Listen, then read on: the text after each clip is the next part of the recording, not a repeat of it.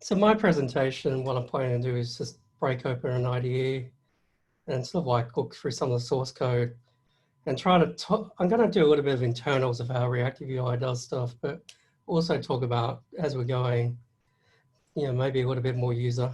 So I'm doing a fairly advanced topic, I guess. So this is more for the advanced users, but you might learn some tricks and stuff. So we'll see how it goes. All right, so I'm going to share my my IDE with you guys, and so have we got questions already? Okay, so I'm going to talk about initially the when any. So we have basically a set of extension methods, right? And when any value will tell you when a property on an object has changed its value. And we've got quite a few of these sort of like modifiers here. So we have when any value, we have when any, and when any will tell you the sender as well as the value that's changed every time. We also have when any dynamic, which no one ever uses and sort of obscure what it does. And we've also got when any observable, which allows you to subscribe to an observable, automatically dispose of the old instance and subscribe to the new one. So what I thought I'd do is sort of like, let's go into how when any works, and by definition, when any value, because when any value is just a deviation from when any. So let's have a look. So this is what I was talking about earlier today. There's this method called observable for property, which produces an observable for our property for us on a view model.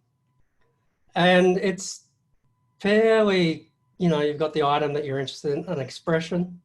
So this will point towards, if we do some pretend code, it'll be an expression like that, where you're referencing on the left-hand side the object you're interested in observing, and then you kind of go through a property chain, and you can chain them up.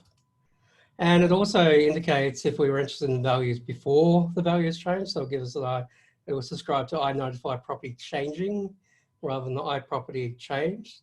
And it also gives you the ability to skip the initial value. So what that means is you won't get a notification for the first value that comes through. By default, we actually pass that as false into when any value. And what that means is you'll get a null value. And so the typical trick, which Michael was talking about to get around that is,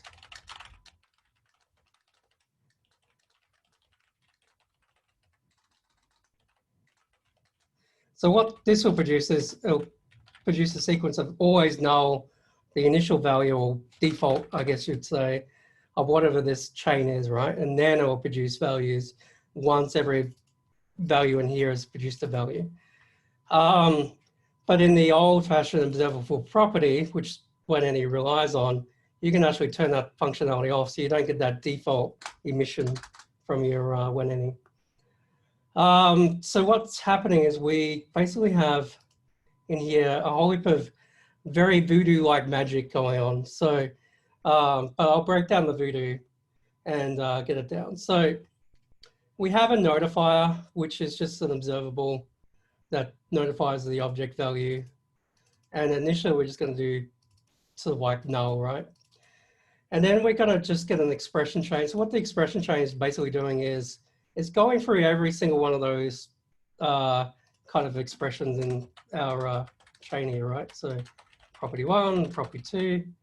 So what we're saying is in this sort of like list here, we'll get property 1 on our first iteration. Then we get property 2. It's kind of going through each property that the user kind of specifies in their expression.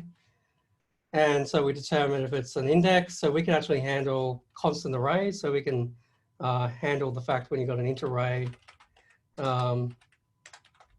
is equal to new when it's a constant. And we can say, in your when any value, you can actually do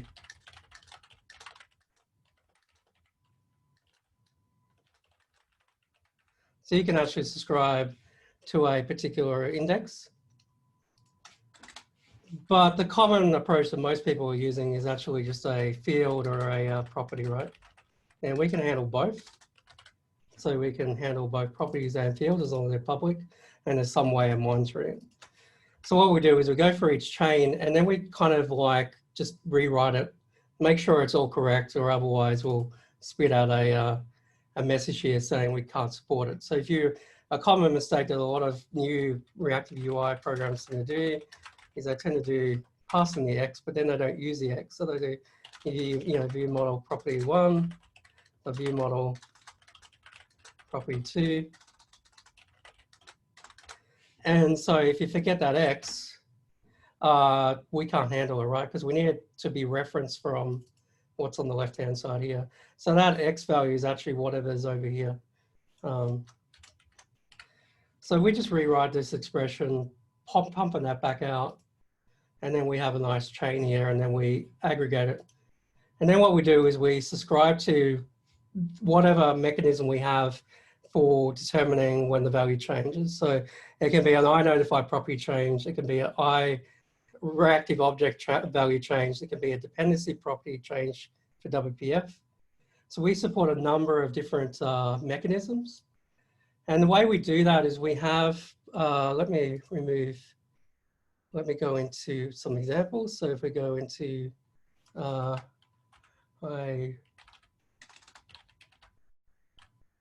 we have this interface in which you can use yourself that says I create observables of property. So what this mechanism allows you to do is to subscribe to an object and provide an observable for when it changes. So it has two methods. So if we go to the base class of it, one method is to say, get a vote basically on how well you can handle making an observable for this. So affinity is probably a technical word for that, but basically you get past the type, the property we're interested in, and if we're interested in before change, so INotify collection changing instead of changed, so before the value is changed. And the other method is basically give me an observable that tells me when the property value is changed. And what you'll give me is the expression that the person's interested in, the property name, if we're interested in the, before or after the value has been changed, and if we can suppress any warnings. So if we go back into our INotify property change version, so basically what it's doing in here is it's voting based on if the value is an INotify property change. So if it, we got to make sure if it's before changing, that's an INotify property changing, or if it's an INotify property changed, and then we just make sure using reflection that the type is of that type. If it is, we just give a vote above 0 saying we're about 5 confident that we can handle this. Otherwise, we'll return 0 saying we can't handle this at all. And so, yeah, so then the next property comes in, and this is actually fairly normal code, right? We're just, converting to a sender as INotify property changed. And we come in here and we, if it's before change, then we can't handle it. We just say, don't fire it ever. So this is just an overload saying never fire, but we'll do 2 different chains based on if we're doing before or after. So let's just focus on after because that's when any value does. So what we do is we just create an event from the property changed, and if it's an index, we just add in, make sure the indexes are there, and then we will handle the fact that we only want values that are not null or empty. So we won't spit it out in those cases, and then we'll spit out each time the observed change, and the observed change is basically the sender and also the expression, which we can then use to get the value out of. So now if we go back to our guide before where we're getting all that coming in. So we're subscribing to each nested change. So we have our expression at that point. And we have a kicker, which is just an initial value that we want to push out. And then we just subscribe each time to a new observed change. And we've got some questions coming in, probably. And so we just subscribe to the chain the way we go through. And we do this for each property in that property change. And so, yeah, we just combine those together. And then at the very end, you'll have the value that's changed, basically. But let's have an example of different ones that are available in our framework that we handle, and you can see how they all differ, right? So if we go into the, probably in the WPF project, I think, there's one for WPF. Let me collapse all these, that's a bit easier.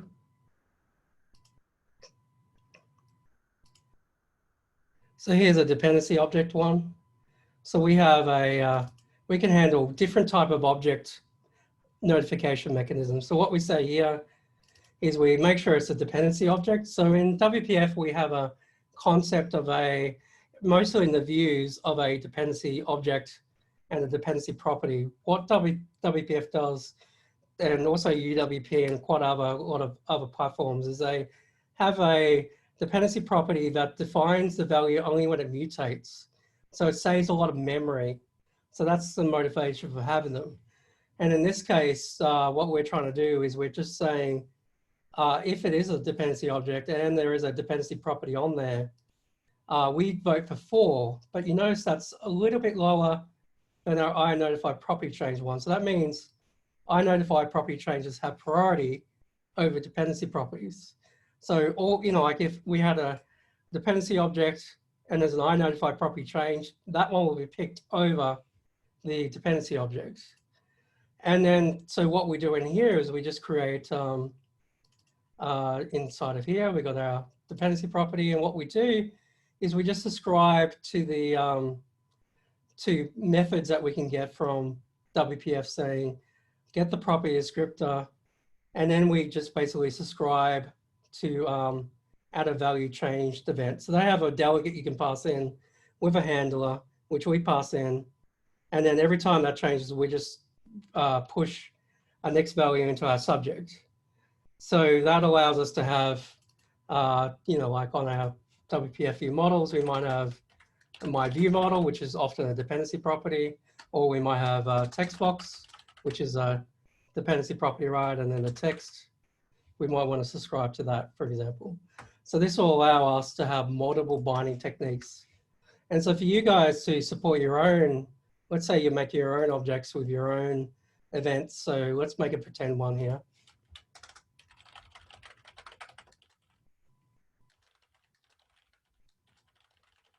And let's just put up, like an event on here.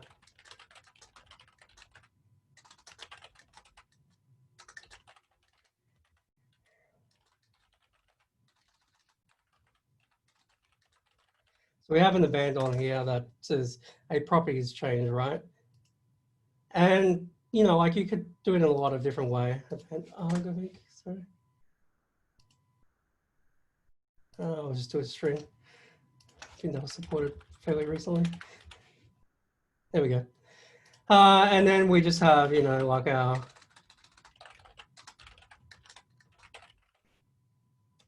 something like that, right? And it's quite common in a lot of applications. They might have their own notification mechanism. They might have a signal R service, or they might have a some sort of server that provides a notification, a very weird technique, and you need to support it. Your boss has said you need to support it. But what you can do now is you can create a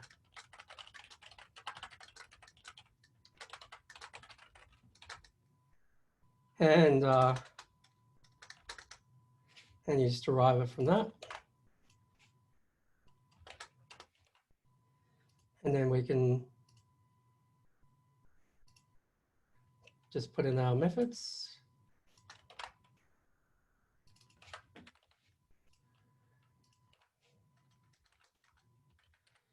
So now we can sort of like say if the type is assignable from, so we just borrow some code from the from this guy.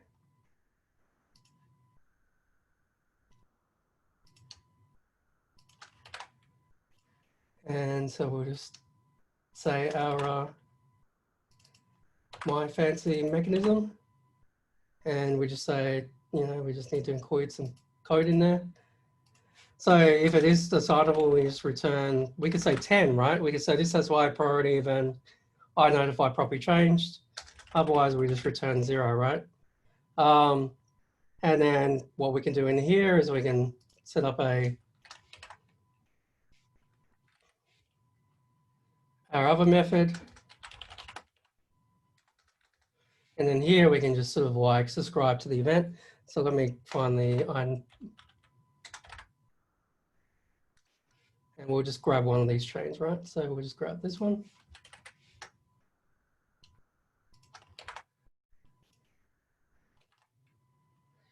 And then, so what we can say in here is we've got an event. And instead of being our handle here, it'll be our, it will be just a string event, right? So, and that'll match what's in our, this guy. So then we just sort of like, we'll pass in that string.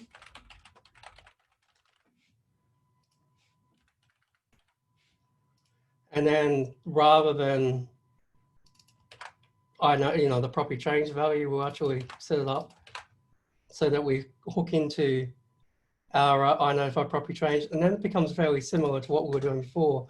So we handle the factors and index, but otherwise we just pass through when a value is changed, basically. So it's fairly complex in some ways, but in other ways, it's simple, I guess.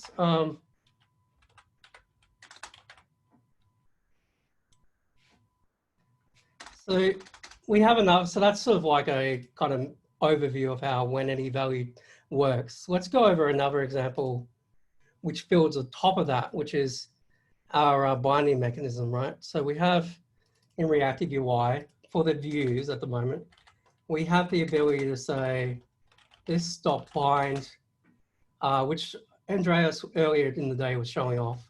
The first parameter is the object or view model parameter. So our second parameter is pointing to expression pointing towards our view model.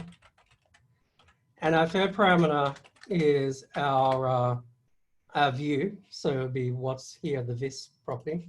And this can be a text box.text. And then thirdly, quite commonly, a lot of people will either pass in the converter or they'll do a little lambda to convert from a value that's on the left-hand side here to the right-hand side. So say if this is not a text property, let's say this is an object, we can then convert it to a text value, right? So let's say this is an enum. We can then sort of like say prop.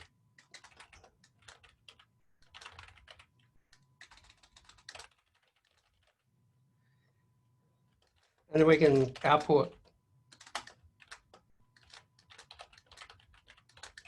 So we can have this sort of like chain here saying bind from the view model to the view, bind the enum value, go to the text box, grab the text, and then have a converter method that changes the enum into a string that the text box expects. So that's the way this guy will work. And again, it uses similar mechanisms to the observable because it uses the same mechanism. And what it does is says, go create me an observable for each value in this chain, right? And that'll allow me to bind each way back and forth between the two. So this is a two-way bind, and this is aware of type, right? So if I try to bind an enum value to the text box without providing this converter, we will actually get a compile time warning normally that the value types are wrong, which is very nice, very easy to do. And the other advantage we have is we can actually globally in our DI inside Splat register, hey, I want to be able to convert the enum type to a string. We can register a converter for that, which I'll show you next. So we have quite a few different overloads here. We have the one I was talking about with where we have a binding type converter, which is a class that's very similar to the WPF type converters, where you, let's have a look at it, where you kind of specify, very similar to that I creates observable, where you specify the from and the to, and it casts a vote. So it says, can I handle changing this from what's on the view model to what's on the view? And if I can, how confident I am in doing that conversion. So if you want other things to take high priority, you put a fairly low vote in. And then we have a method on here saying try convert. We got the object from to a conversion hint, which can basically say, let's say we're converting booleans to visibility. We can say default to collapse, or we can say default to hidden. So we have the ability to change how the conversion works and also output the result. And we'll use that in the binding engine. And we have another overload here, which takes in the bind also a conversion hint. So the other one didn't have that conversion hint. And then we also have the Lambda Style, which allows you to specify on the fly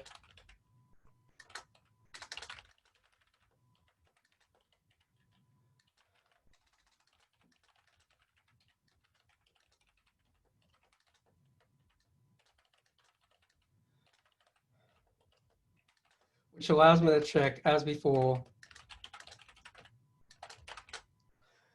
So that's that Lambda type here. So we have in the bind example, we have to and from. So this is going to the view model. Sorry, from the view model to the view. So that's the text property. And this one's going from the view back to the view model. So converting it from a string back to an enum, for example. So I'll handle that case for us. We also have cases where we have the ability to signal when to update the binding other than the iNotify property change. So this could be some way of the view saying something's dramatically changed. And we also have the concept of one-way binding, which goes from the view model to the view. And the advantage of that is we have less conversions to worry about. So we still have the iBinding type converter, but that's only one way from view model to view. But also when we do the functor style version of it, we only have the one selector because we're only binding one way. And also quite often in, I guess, in view development, you kind of don't want to necessarily go two ways all the time because you want to read-only value on the display, and it handles that case for the user. And we also have a third case, which is a little bit weirder, where we can kind of bind, not just for view models, we can bind all the time and kind of handle binding to a property. So let's create a, it would kind of be like, let's find a good example.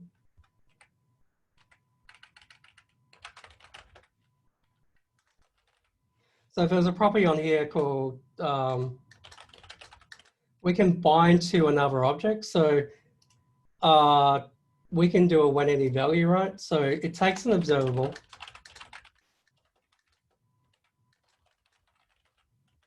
And then you bind to the target, which can be,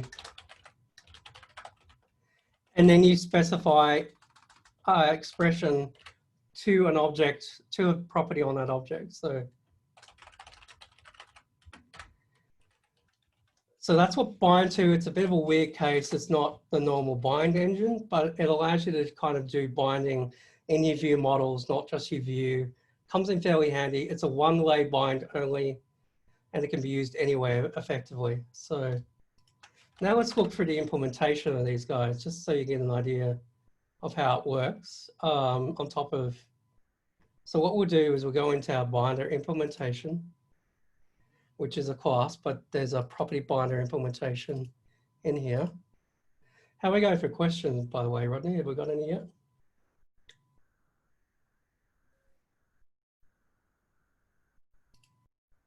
I'm hardware muted. No, Glenn, no questions yet. Okay, cool. Well, there is one in the chat. Someone said they would like a overview of activation and deactivation. Okay, we'll look at that next. Cool. Okay, so in this example, for example, we're doing bind, and this is the functor version where we have the view converters that just take a value conversion. And so we just have some local members, and let's have a look at the implementation. And so within here, we're doing some funky stuff just to make our expressions to be very clean, because sometimes you can get unclean expressions. So this just rewrites it into a very plain expression. And so this will be one for our view model and then one for our view expression. And then we hook up saying, this is where when any dynamics commonly used, you probably wouldn't use it much in your own code. Basically says take an expression and bind to that location. So it gets an observable that has that value from that expression. And then what we do is we merge first the view model expression. So we have a method in the background that says create a view model when any value. And so that will actually use a when any value mechanism. Binds the view model one first, so that has priority over the view. And we also can take a signal initialization, which normally we have nothing in there. And then we chain that with also our view version of it as well. So we get the value for the property change. This gets called every time. And then it does the conversion and then triggers down below. Every time there's a change, it triggers, basically does a observable and triggers a value change. So we check that the value's valid. We check if it's in the view model or not. So we know which way it's coming from. We publish and we ref count. And then basically what we do is subscribe to those changes. So at this point, we've only had the changes come through. So we have either from the view model or the view. And then at the very end here, we have a binding hook. So we can modify the way the binding works. Hooks are often used for things like we have an item source on a list view in WPF. We can automatically hook in a item template, which is a common feature that confuses a lot of users. So we'll look for an item template that matches the value being passed along and automatically make a lookup in Splat to an iView4 object that matches the view to the value, and then we'll make sure it hooks in correctly. So this is more about adding extra ability to look for an iProperty binding hook and then providing extra logic based on that hook. So it allows us to hook into the binding system and provide extra functionality. And then if we go back. And then at the very end here, what we're doing is we're basically coming in and we're saying if it's a view model, we set the value based on the expression onto the view.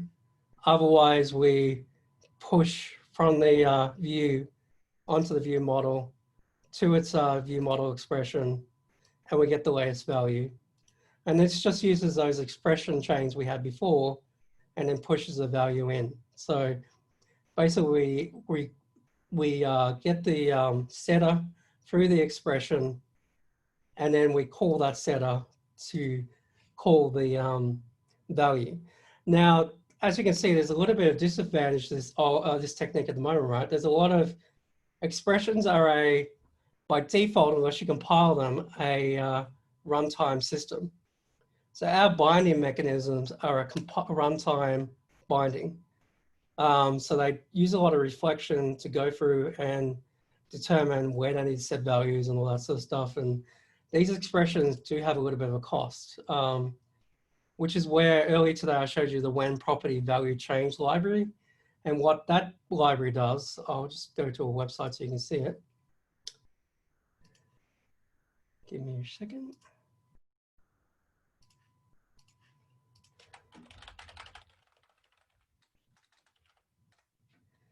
So this is the library I'm hoping to augment the story for property change. And what it does is it actually caches the functions away to get the property information. But then at the very end, as long as it's not Mac OS, so see how I have make sure it's not UIKit. If it's UIKit, it does exactly the same what's happening on ReactiveUI. The reason why UIKit is so important is because Apple don't allow you to have runtime compile code in your code base. So it would violate and you wouldn't get approval. But in a case of every other platform, what I do is I actually compile the expression to the setter. So that way it's,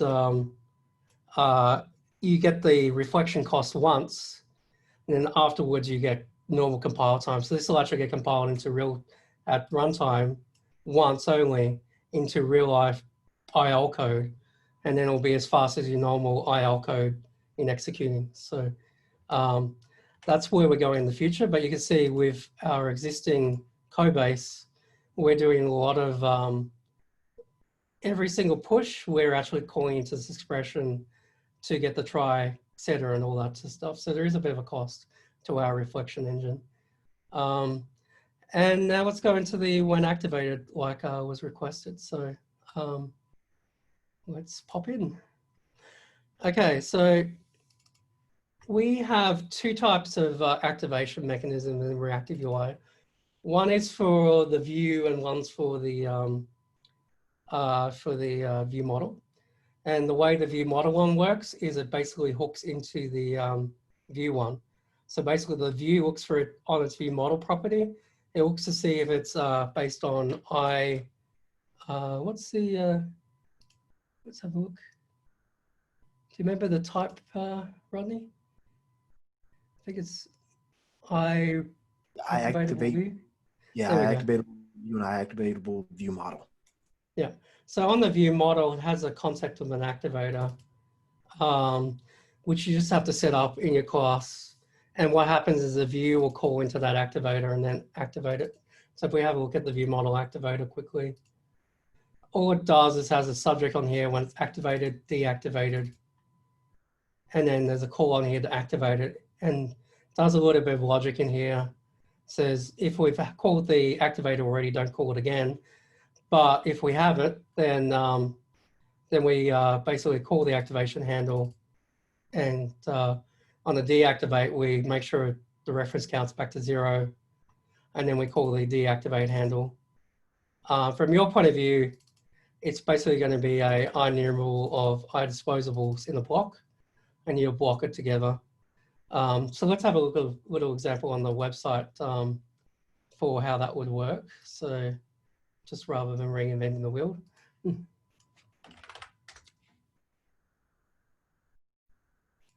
Because the complexity in this project is actually the view, because the view we have to know about a bunch of different frameworks, how they activate. So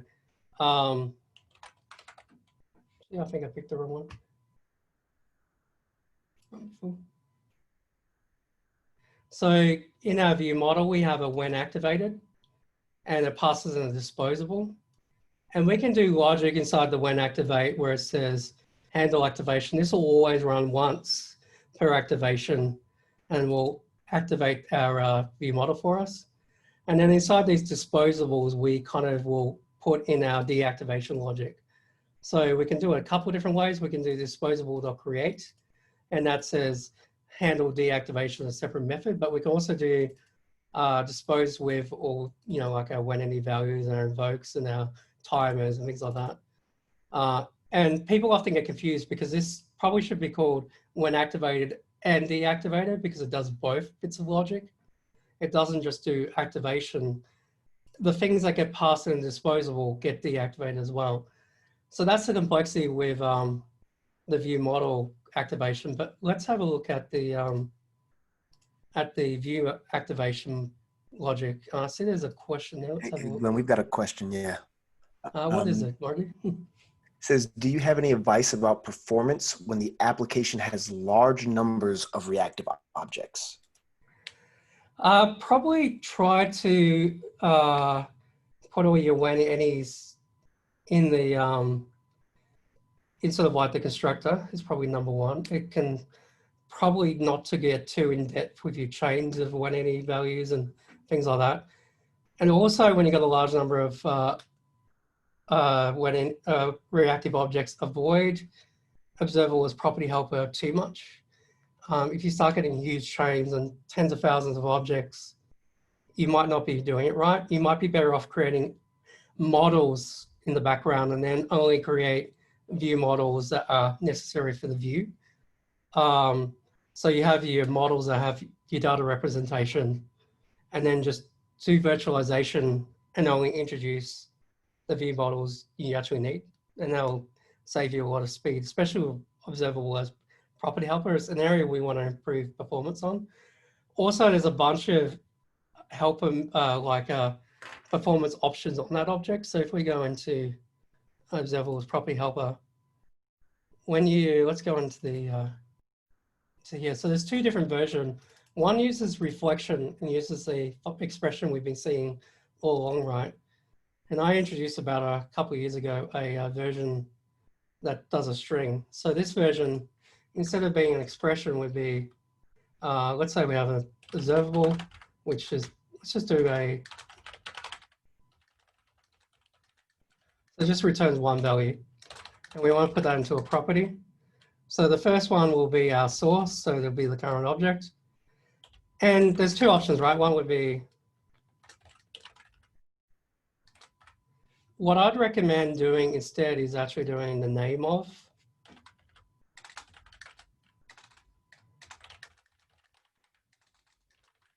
And the other thing, you can defer the description. So what defer description says is, don't subscribe to the observable until someone tries to get the value property out of here. So there's actually a property, it's like lazy if anyone's dealt with that.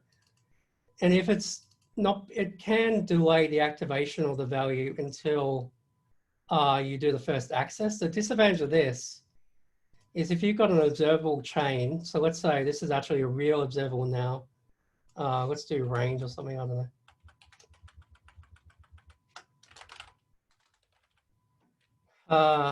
And you don't subscribe, you don't get the value out of my int value until a lot later, right? So let's say in your view model, you're doing view.text is equal to, I don't know. And let's say already been emitted is 1, 2. You won't get 1 or 2 anymore. You'll get, you know, like until that value is accessed, you'll actually get null initially until another value is being pushed out. So you probably also want to use the initial value in there and just specify, you know, whatever the initial value is. But yeah, definitely use deferred description name of. And the other thing to probably be aware of is probably some of the when any value stuff, probably avoid a little bit in your going too heavy on it with your view models. Try to do a lot of just setting properties directly. We're trying to address that in future versions of ReactiveUI, but at the moment it's definitely a limitation. So I hope that answers people's questions. All right, let's get back to the activation. So as I said, there's two mechanisms. There's a view model one, but let's work out how view model activation works now. So it's very similar to the observable creator that we saw for the properties earlier, right?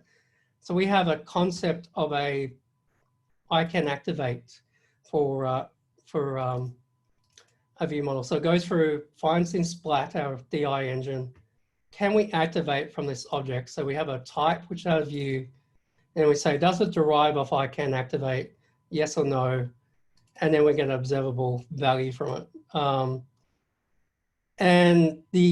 So what we have to do is we basically have hooks inside all the different platforms of ReactiveUI, specifying how things, you know, what can be activated basically. So we go into the UI kit and we go into the platform registrations and somewhere in here. So we have the UI kit observable property, but we also have, let me just do a search for our I activatable, right? Because that'll probably be quicker. Let me go back. All right, so you want to grab that one, we'll just do a quick search.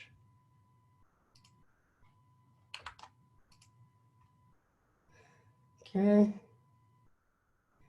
So there's our interface, says has an observable if we can activate, deactivate. So we provide the I can activate for quite a few of our controls. So we'll say, you know, like we'll have our own activity and we'll have an I can activate and we'll hook into, like, for example, this is Android. We'll hook into Android's events to work out this is activatable. But there's also times when we don't want to we want to provide support for existing UI layouts out there. So we often will have our own sort of like, I'm just trying to find it.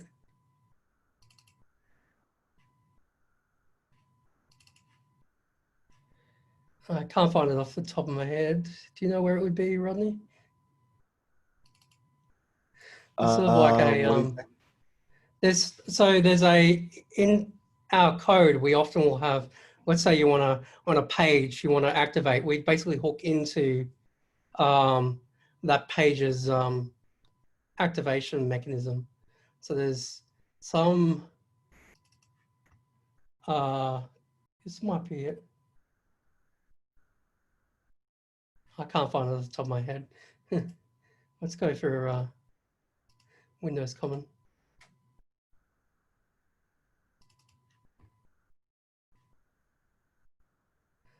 Let's go to WPF.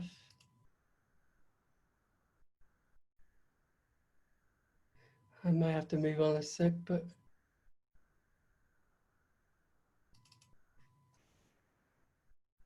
I can't seem to find it, but yeah, we support basically a bunch of different type of classes and we'll hook into the activation of it. So, oh, here we go. So here's one, for example, with WPF. So we have a class called iActivation for view fetcher, which determines if we can handle activation for that view. And what we'll do is we can actually check that's a framework element in this case. So that's a common class in WPF. And we'll say we can handle it with a vote of 10 if it's a framework, otherwise we can't really handle it. And what we do is we actually subscribe to the loaded events, his test, and we basically, and unloaded. And we basically will then, let's go back to this guy. We'll use that to determine when we should call when activated and when we should call the disposable of when activated. So if we go into here, so see when we're calling when activated with an iActivatable view model, we add it to an activator block. When we go to the view version of this, what's it called? So it's in this, we actually cache it off. So let's, so we come in here, when we activate a view, what we do is we see if we can activate it, right? So we say, does it have an activation fetcher? Well, if it doesn't, we can't handle activation, right? So we just tell the user, sorry, it can't work. And then we get the activation events for the user, right? So we have the iActivatable, which actually says bool if it's coming to life and false if it's not. So we have this observable, and in the observable, we check the IV4, we handle the view model activation. So what we do is we check to see what its view model property is doing. So we check to make sure, we check its view model property. We check to see if it's an iActivatable view model. If it is, we call that manager we saw before. And then we handle the view activation. So if we go to the view activation, we basically subscribe to it. So we call the activation, we pass in a composite disposable, and we pass in the block, which then allows you, if we go back to our view model, view example on the website, basically now you're getting called this version here. So you're getting when activated, you're getting passed in, and that's how we're kind of handling it. And then we'll, on the loaded event in WPF, for example, we'll call the non-disposable version so you can handle the activation. So for example, a method there. And if it's the deactivation, so if we have the unloaded event, we'll call this disposable, or we'll call any of these with the handy little helper method called dispose with, and go through it that way. So that's the way activation works in ReactiveUI, I guess. So we have two mechanisms. One is the activator on the view model, And the other mechanism is all these hooks that talk to all the different UI frameworks and then determine when they should activate and when they shouldn't. And that way we can abstract it out. So we're only having to deal with one concept of activation. So yeah, what would other people like to see out of curiosity while we're looking at the guts of a reactive UI? Does anyone else want to throw a thing they would like to see? Well, there was another question, Glenn, that asked, do we cancel commands on view deactivation, i.e. network tasks? Do we cancel commands? Right. Like if my when activated block happens and it goes ahead and deactivates my view, right, or my view model, will it cancel any in-flight reactive commands that may be happening? No, not normally. If you've got in-flight commands, you're best off using that pattern that Michael's talked at with the, it's probably something we need to think about for the future, right? But at the moment, let's go through the dispose just so people can see it. It's fairly primitive, so it's in the base. And let's go to the dispose method. You are still sharing your browser, Glenn. Okay, sorry, I'll swap over. So here's a reactive command base. We have a dispose method. This is just a kind of abstract class that allows us to do I command. So we separate that out from the main reactive command. And the main reactive command has most of the logic in it. So cool. So let's go to dispose of this guy. So what we're actually doing is we kind of delete off some execution info. So in here we have some information about what's being executed. And we also dispose any subscription to our exceptions. And we also dispose of can execute. But we don't actually say, sorry, stop executing. That's really up to the user and probably doing that approach before. And this is probably a good lead into doing a sort of like explaining how the reactive command works behind the scenes. So let's go from the user's point of view first, so how they would use it. So these are all the overloads we have. So we have create, which is just a very simple method to create a single execute from a func. So you have the parameter, you have the result, and then you basically, when the execute's been asked to be executed, when the command's been asked to execute, it just runs that execute. It kind of does it on a new thread, right? Because observable.create usually uses a separate thread. But in this case, what's going to happen is it's actually going to output it to, you can actually specify the output scheduler for the create example. And in this example, it doesn't do what most other create methods do. It actually says run it on the main thread. So for the simple case where we have, and we just want to do a bit of logic. So we want to do click text is equal click. In this case, it's going to be on the main thread schedule by default. So it means you can do sort of like quick and easy stuff and not have to worry about threading, because most UI frameworks don't like things that are interacting directly with the view being done on a separate thread. So that's what we do for create. We also have create from observable. And in this case, we will kind of have our execute function. But in this case, again, we return an observable, but it's up to you whether that observable gets fired though, right? So you have a little bit more control when it comes to observables, where they actually get executed. But we try to output anyway onto the main thread scheduler. So one thing a lot of users get confused about is they expect this logic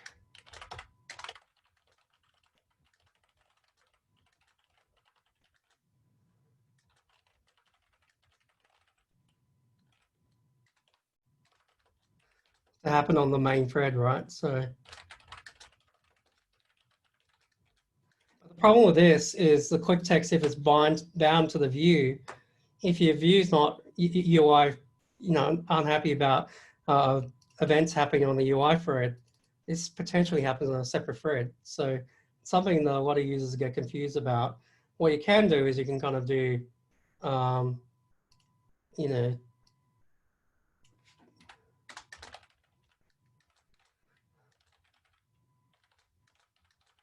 you can start chaining in the main RX stuff.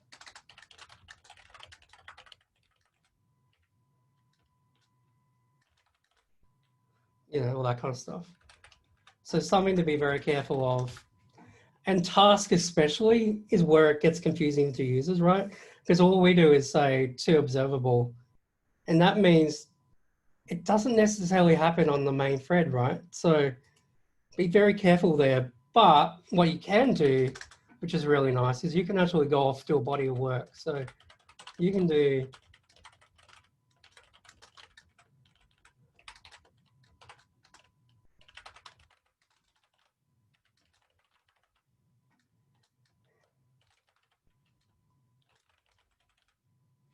you could also do a cancellation token version there, but that doesn't mean much, as we discussed earlier. So this will be on a separate thread, right? That grab users. You don't want to block the UI anyway. But then what you can do is you can kind of do, so this subscribe is always guaranteed to be on the main thread. And this will have the results from here. So we'll have a user list, right? And then what we can do is say a user list is equal to user list. So this describes a handy way of saying, I've done a body of work in this create from task, come back and sort of like execute on the main thread. So it allows a lot of asynchronous support there.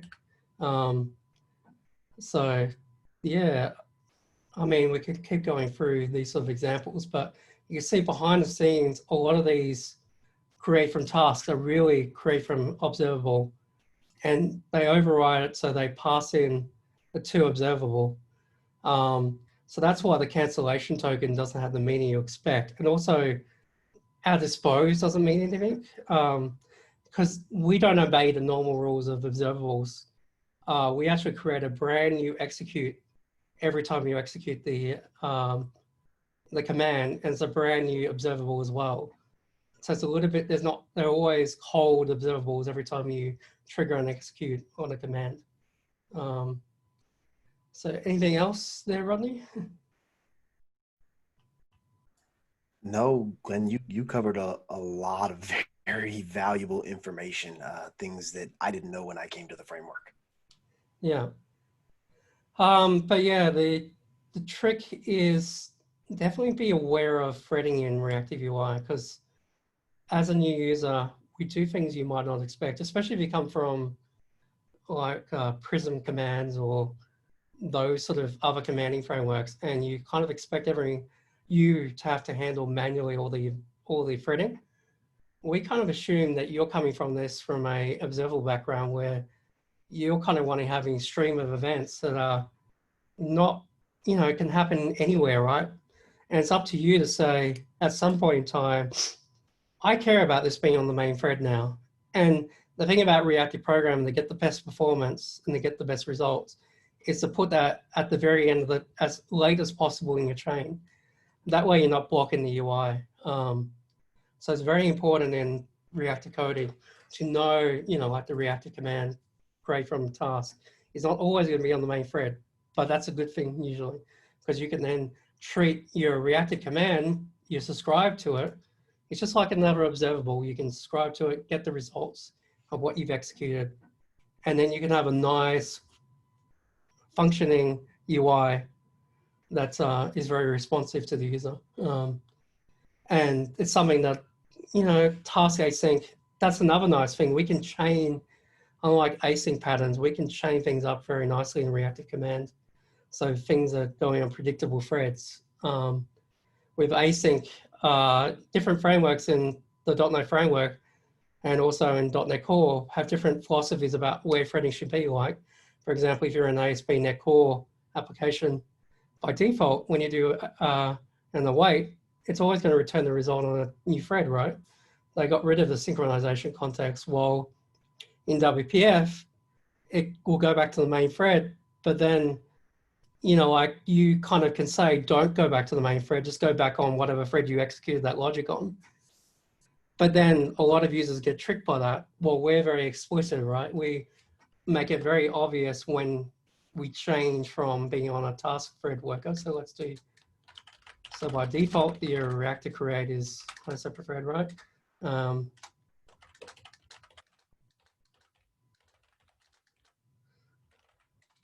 You know what I mean? And then we can say subscribe on, so you can override to say thread pool schedule or whatever this task pool schedule. So you can say go onto another thread, and then I want to mutate you, right? So I want to mutate you into, so at this point we don't care about it being on a separate thread because the object is all fine. So we can pass in the value you just created, and then eventually we want to go back to the main UI thread. So what we do is we say observe on.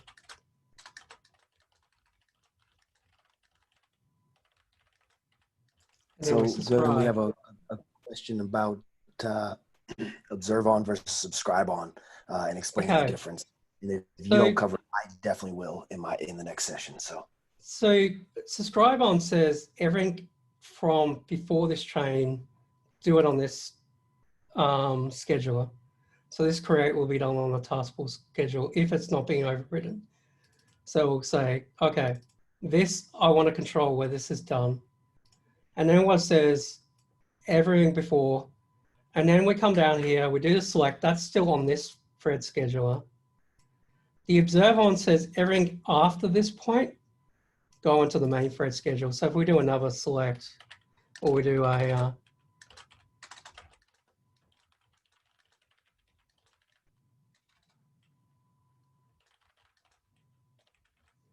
we know that might be an operation that needs to be on the main thread, right?